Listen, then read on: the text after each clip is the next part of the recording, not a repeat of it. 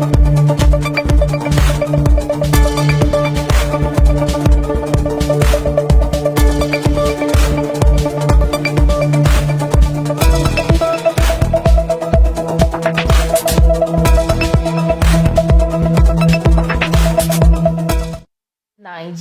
welcome to the Breakfast Cafe show right here on Immaculate Television ITVS for today, the second day of the month of September 2025. Of course, we're still saying a happy new month to you all. Hope you're already enjoying the month of September. Yes, the Mba month. So welcome to the show. I am Grace Ogalahi and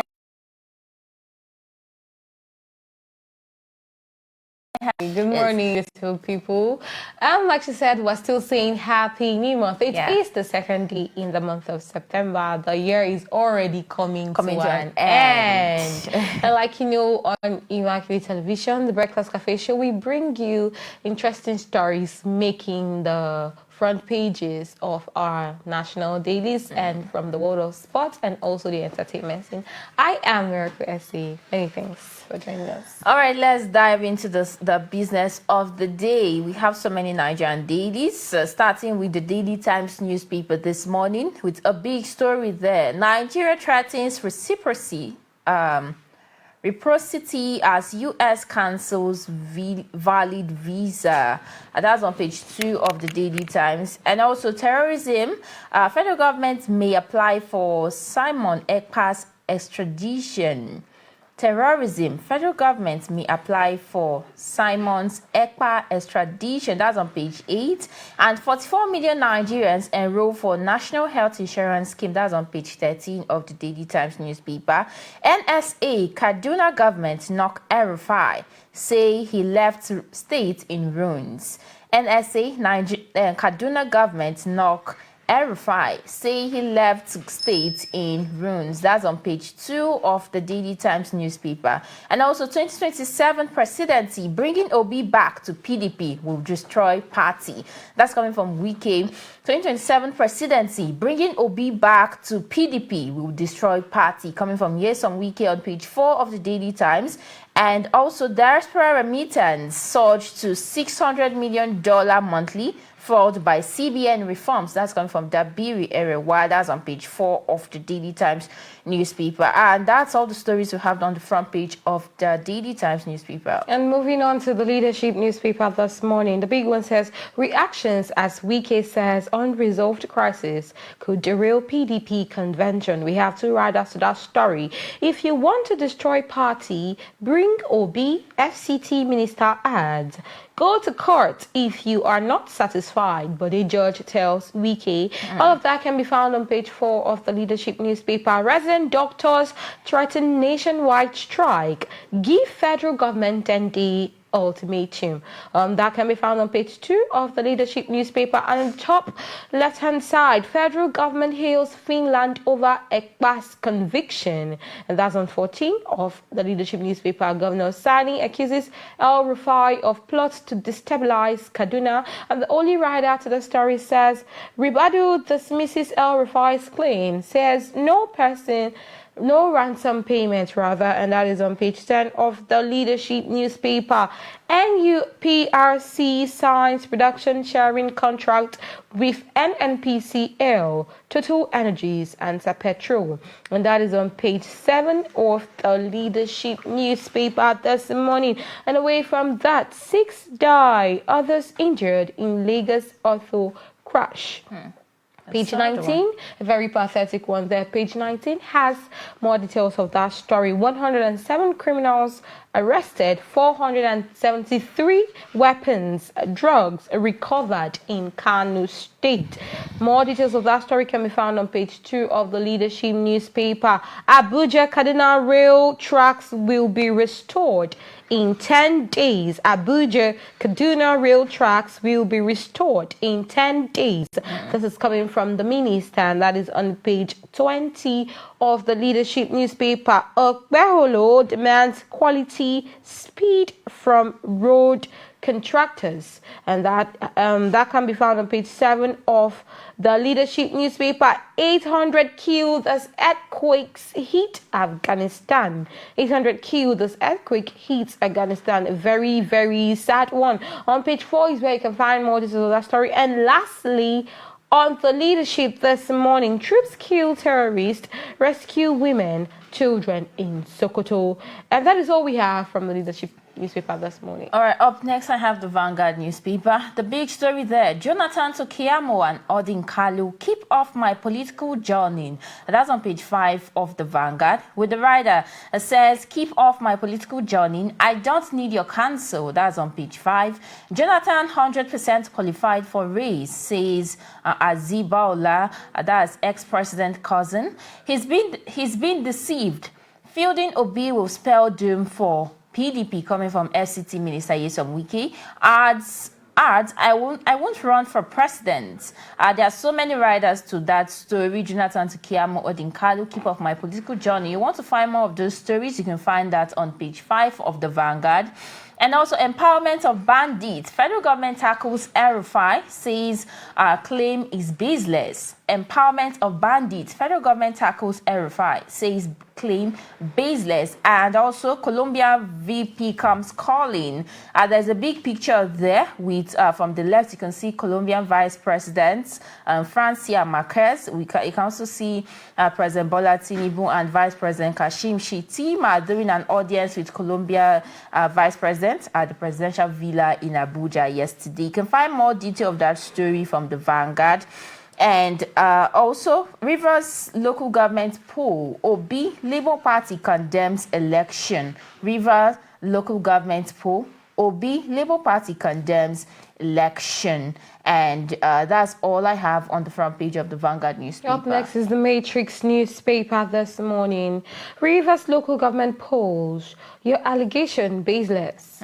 APC, Wike, mock Atiku. And the only writer to that story, Ibas swears newly elected local government chairman. And page 3 is where you can find all of that stories. Shettima at 59.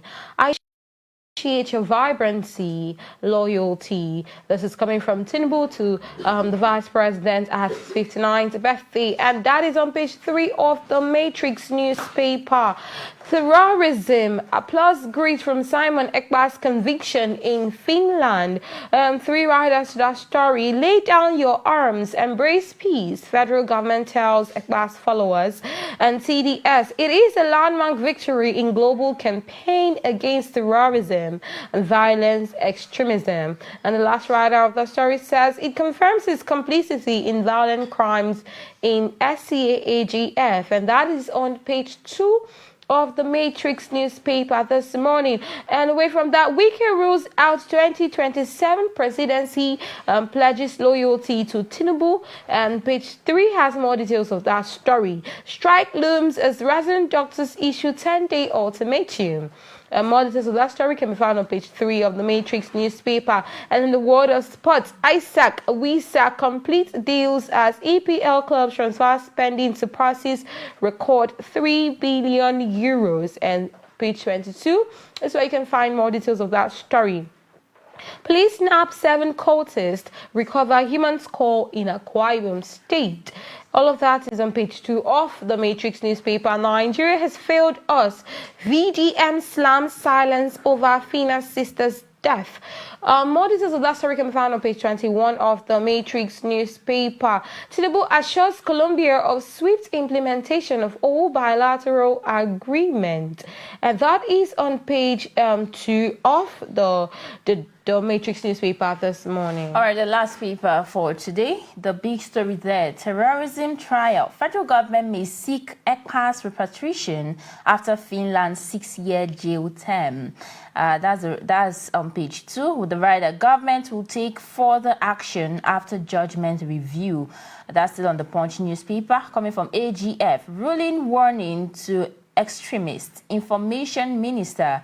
Find more detail of that on page 2 of the Punch. And also, Nigerian embassies hit by unpaid rent, salary arrears. Nigerian embassies hit by unpaid rent, salary arrears. That's on page 3 of the Punch. And Dangote 4 exports surge amid foreign refineries shut down. Page 29 has that story. And strike threats. Strike threats. Resident doctors give federal government 10 days ultimatum. Strike threats. Federal government gives residents gives federal government 10 days ultimatum. That's on page 42. And lastly, 60-year-old man arrested for raping Lagos lady. 60-year-old man arrested for raping Lagos lady. That's on page 5 of the Punch newspaper. And of course, that's all we have on the front pages of our national dailies this morning. I'll be going on a short break, and when we come back, we'll be having our analysts to discuss some of the stories we just read to you. Do stay with us.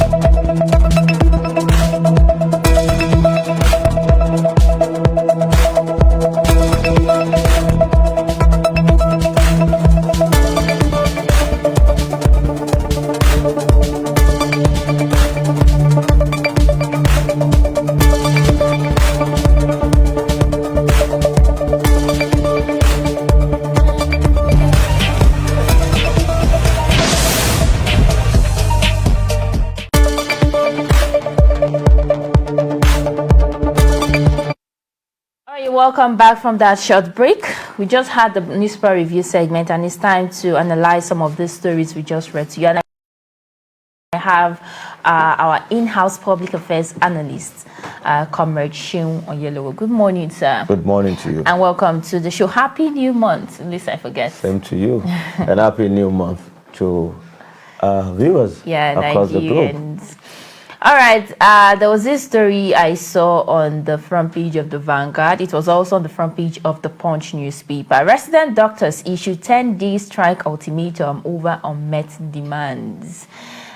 This is coming shortly. I think last week we were talking about ASU, federal government, and just today that was about teachers, that was about education. Now we're talking about health. Resident doctors issuing 10-day strike ultimatum. All right, let me go through the story briefly. The Nigerian Association of Resident Doctors, NARD, has issued a 10-day ultimatum to the federal government and other relevant authorities, a warning of an imminent nationwide strike if its outstanding demands are not met. The association recalled that it had earlier given a 3-week ultimatum in July before extending the deadline by another 3 weeks to allow for further dialogue with stakeholders. However, it expressed disappointment with the government that the government has yet to fulfill its promises. Well, here we go again. So unfortunate and the usual pathetic stories when it comes to issue of industrial action, welfare of workers in the nation, and lack of trust between government and the workers. There was ultimatum issued initially. It was extended to accommodate deliberations consultations, and perhaps they felt that maybe reasons will prevail and wisdom will come to bear so that these issues could be amicably resolved. But we've not really seen that, and that is why another 10-day ultimatum is being issued to the government. And they've stated their grievances, they've stated their plights and their demands. It behoves the government to do the needful. Yes, I am so bothered. We have this incessant issuance of warning, issuance of strike warning, or embarking on industrial action that does this nation no good. Absolutely. And look at that critical sector, the health sector. These are resident doctors. When they go on strike, or when they are not really effective in their work, they are not diligent. Yes, the effect is on the populace. And the commoners are the ones who will suffer it. You go to the government hospitals, some of these tertiary hospitals are just glorified clinics. Yes, or pharmacies that we have. Because the infrastructure required not there. You talk of electricity, I recall that of the UCH with the intervention of the minister then, but they're still having some issues there. And many of these tertiary institutions, especially the health sector, they have these issues. Now, not just looking at the institutions itself, do you also agree, or do you stand with some people that are saying that the welfare of doctors are not met? Well, individual welfare. I'm not talking about the institutions right now. Individual welfare. Because that when is you relative. look, doctors are people that are always up and doing. They put their lives in. They are always up to look for. They are not the only ones. They are not the only ones in that frame. They are not the only ones in that. Yes, category. we have the security, we have other people, but doctors definitely, they are there to save lives of people at every point. So, do you think their welfare are not being met the way it should be? Nothing is adequate in this country, and no worker of the federal government or the state government will tell you that yes, their welfare is being adequately met, or all that is for them to work optimally is being provided by the government, because the government will also give explanation that amounts to excuses to some people. Enough fund, the economy is not that buoyant, and that they may not be able to accommodate all the demands or needs of the people. And when you have these associations, you have the labor unions, they come up with demands virtually all the time. There's a legitimate demand, some will say, but can our economy, can the financial base of the nation cater for all those demands? So in the midst of all these demands, some will be given priority and some will be told to wait. So you talk about those who are in the profession of saving lives, you talk about security operatives, you talk about others, all professions very important in the nation, because the combination of efforts drive the nation and the economy and everything about the nation. It's not that others should be relegated ideally, but we've given priority to some, and relatively when you look at the welfare of some compared to others, some are still enjoying better than others. Yes, in fairness, and based on my own opinion that I've seeked and the fact that we've been able to analyze, you can't compare a doctor now, what he or she gets as being a medical personnel, to someone who is a teacher in primary school, for instance. You can't do the comparison. You can't compare what a security operative gets to what those within the legal profession employed by federal government enjoys. You can't compare what those who are in the employees of the NNPCL gets, or the NLLG gets. You can't compare what those who are in the maritime industry get, and you can't compare them with what even the lecturers are getting in the universities. And they are all under government employment, isn't it? They are all employees of government. So that's why I said it's relative. Their work demands quite different, expectation quite different, the risk involved in their jobs quite different. All right, thank you. So that's it. But it's very unfortunate that we have them going on strike again. Because irrespective of what they are demanding for, it could be bogus, it could be what you call some things that you may not really have the means for now to really cater for. But when you consider the larger portion of it, in the sense that the people who will suffer for their going on strike, the populace, you must do the needful. So are you saying it's if the either you government does persuade not them meet their demand, if the government does not meet their demand within these 10 days, are you saying they shouldn't go on the strike? They should concede that because of the lives of people? I shall particularly always appeal to these people to shelve the idea of industrial action. It pays nobody. It does the nation no good. And we advocate for that. But at the same time, they have families to cater for. They have needs as well. So, government should do what is required within the ambit of the government and within what is available at the disposal of government in terms of finance to cater for this needs. And if government is unable, you have to have a way of being extremely open, transparent to these people. When you show them the books, this is what we've been able to generate as a nation, this is how we've been spending, these are critical areas that we've spent, we've been going and borrowing, these are the demands here and there. How do we navigate all through these demands? So please, you beg them, you don't coerce them, you don't ignore them, you don't treat them as if they are not relevant or useful to the society. You don't treat them with levity. They call for dialogue, you won't attend meetings.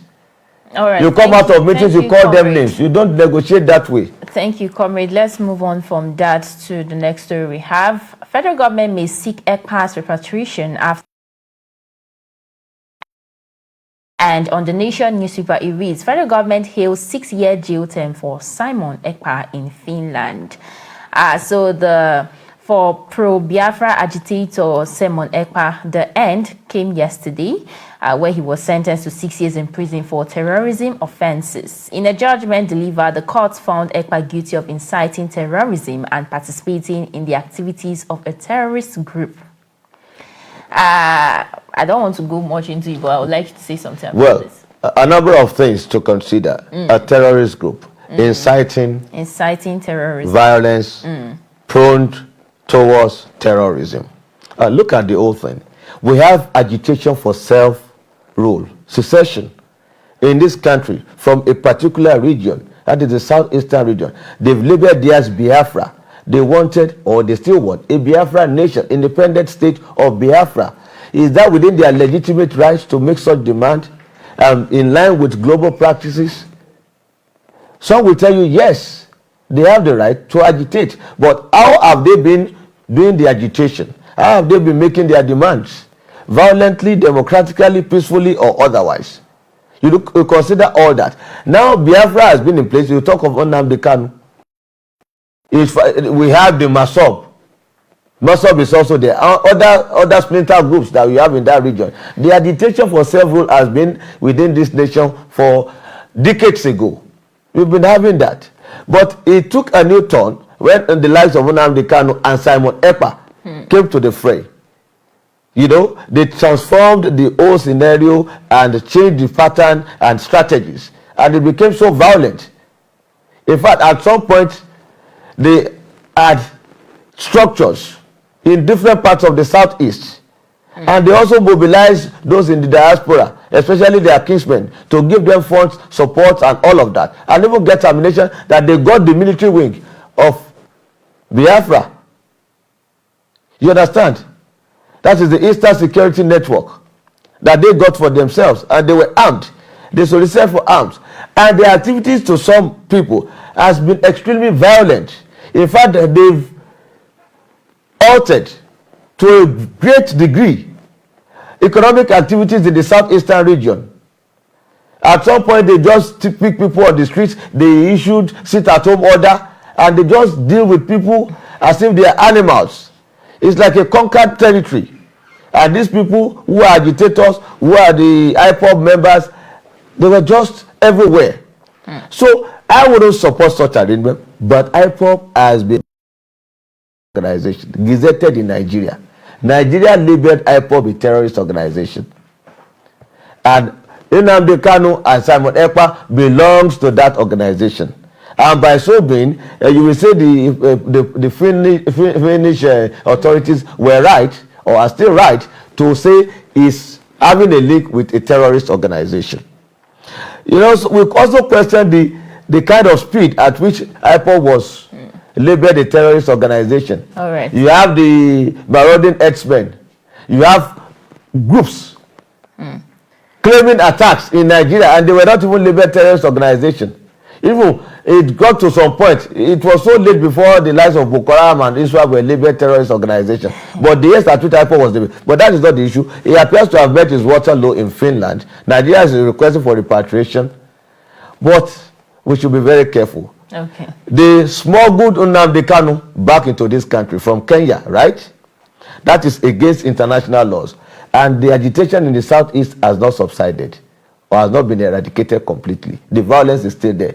Simon Ekpa came. If you bring back Simon Ekpa to Nigeria, will that stop the agitation? There are fundamental issues to look at, even in that region. All right. So fundamental issues that you must deal with so that we don't have the repeat of some of these violent attacks, because another Nnamdi Kanu or Simon Ekpa could spring up in that area. All right, Comrade, thank you very much. I really wish we could continue, but because of our time, we have to call it a wrap. But before we go, there was a statement I saw on the front page of dailies. Obi returned to run in 2027. We kill PDP, says VK.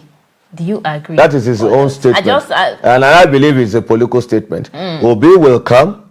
He was a candidate of the Labour Party. You saw the wonders he was able to perform then. He came third, but you know, he was the third force. He garnered so much strength, even moved beyond the southern part of the nation, went to the north central and garnered some votes. And he could sustain that momentum. I think that Obi is now becoming a threat, and a bigger threat to the likes of Nyesom Wike and the ruling party and other opposition. And that is why they just want to make statements, perhaps to weaken his strength, demoralize him, or just discredit him unnecessarily. So it's just a political statement. Thank you very much, Comrade, for your time, and thank you our listeners and viewers for staying with us till this time. Up next is entertainment coming your way shortly. Do stay with us.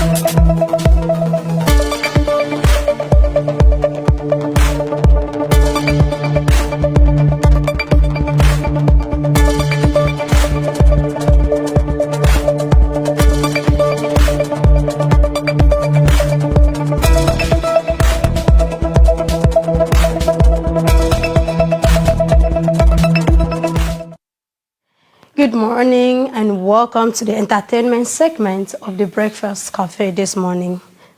I am Sarah Jimmy. VDM accuses Nigeria government influential corporations of hypocrisy over death of finance sister. In a video posted on Instagram on Sunday, VDM strongly criticized Nigerians, bloggers, and government agencies for their silence during the period Ruth was battling for her life, only to become vocal after her passing. He pointed out that Ruth remained in the hospital for 19 days following the tragic accident, yet her situation drew little attention, only she eventually died. Addressing the Nigerian government and the Dangote Group directly, he condemned the employment of unlicensed drivers by such a powerful corporation and the failure of authorities to enforce accountability, describing it as part of a larger systemic collapse. VDM issued a sharp rebuke of the system, stressing that both government and Nigerians once again. And also I have here with me Nigerian comedian Sonku Comedy dies in fatal car accident. Nigerian skit maker and content creator Raji Samad Adetola popularly known as Mr. Sonko Comedy, is dead. The skit maker was popular for his unique storytelling and comedy style. He began his content creation journey in 2021. He was involved in a ghastly car accident along the Oyo-Ogbomosho Road in Ibadan in the early hours of Monday. The news of the accident quickly spread on social media with pictures and videos showing that the vehicle crashed into a ditch. Sonko, who was riding in the car alongside his friend, was rushed to the hospital. They were eventually pronounced dead a few hours after the accident. Thank you very much. And that will be all from the entertainment scene this morning. I remain Sarah Jimmy. And I'm handing you over to Ayomiku for sports. Okay, good morning to you, Sarah. And of course, it's good to have you on the show. Good morning. A very sad one coming from the world of entertainment this morning. Sad one. May so rest in peace. Definitely. Okay, away from the entertainment stories are from the world of sport. And of course, ladies and gentlemen, welcome to the Tuesday edition of Sport on the Breakfast Cafe. My name is Ayomiku Adeni. Yes, we have a lot of interesting stories that went down yesterday in the world of sports, most especially football. And of course, because yesterday, 7 p.m. Nigerian time, we saw the deadline of the transfer. And of course, a whole lot of saga coming from the Anfield Stadium to the Stamford Bridge and of course to Old Trafford. A lot of trending stories. Let's start from the one from Liverpool this morning, because Liverpool have signed striker Alexander Isak from Newcastle United for a British transfer record of £125 million. What a record, what a saga that happened yesterday between Liverpool and of course Newcastle United. At the end of the day, Newcastle source claimed that the deal could worth about £130 million with add-ons. I think this is a good business for Newcastle United. Yes, the Sweden international Isak, 25 years old, had his medical just yesterday, and of course he went down a 6 years contract with the red side of Merseyside.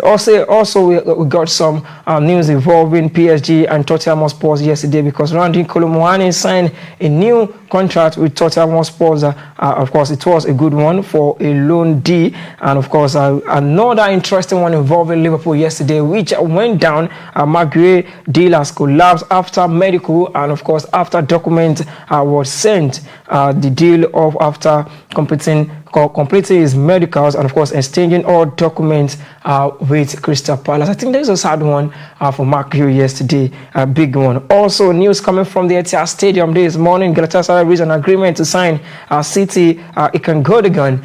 And just yesterday also we saw that deal went through from the Etihad Stadium to Turkey. I think that's another good one. But from the one from Stamford Bridge just yesterday, Bayern Munich and Chelsea have seen the new agreement of Nicholas Jackson D. And of course, the loan deal is a record one of 15 million. And of course, all salary will be covered by Bayern Munich. All right, away from that, Nigerian players also, they were involved in some transfer stories. And I will confirm to you that Tolu Arokudare have joined Wolverhampton Wanderers yesterday on a very good one, 4 years contract for the 24 years old Nigerian international.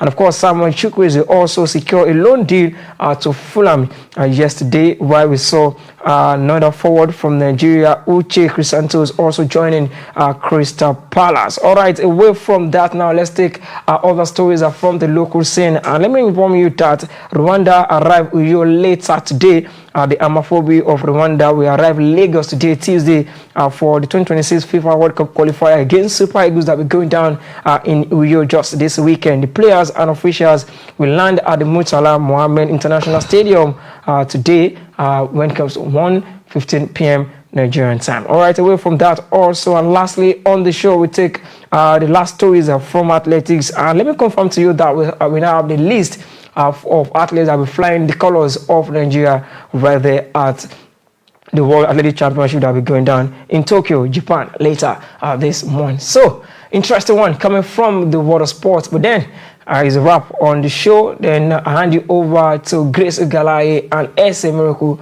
for the rest of the show. My name, once and again, is Ayomiku Adeni.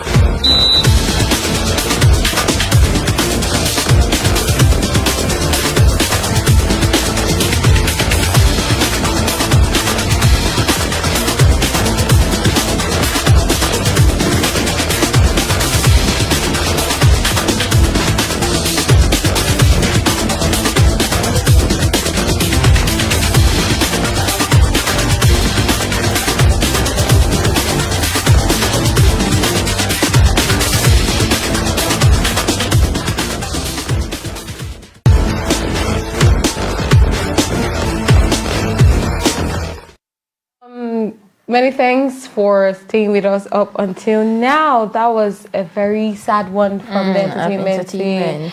May his soul rest in peace. And also a very wonderful... And that is something about accident, death by accident. You just hear of somebody right now, and the someone next moment... you just saw the previous... The person is gone. And also, Fina's sister, Fina that lost her sister. It was a very sad one. We are really hoping that she'll be taken out of the country and there will be a surgery, and she will, even not getting her legs back, but she will she will be alive. Legs or anything. But we still lost her. May her soul rest in peace. Rest in peace. Yes. It's been a very sad one this week. It's just the beginning of the week. We hope that things get better and we receive less and less of sad stories and losses of life.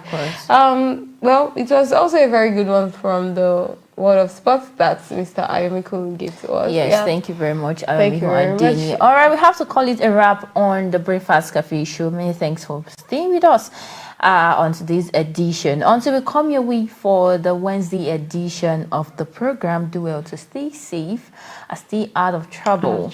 Yes, and we'll be coming your way by 1:30 and 4 p.m. for the world news and national news. Stay safe. I remain Grace Ugalahi. And I am Miracle Essie. Bye for now.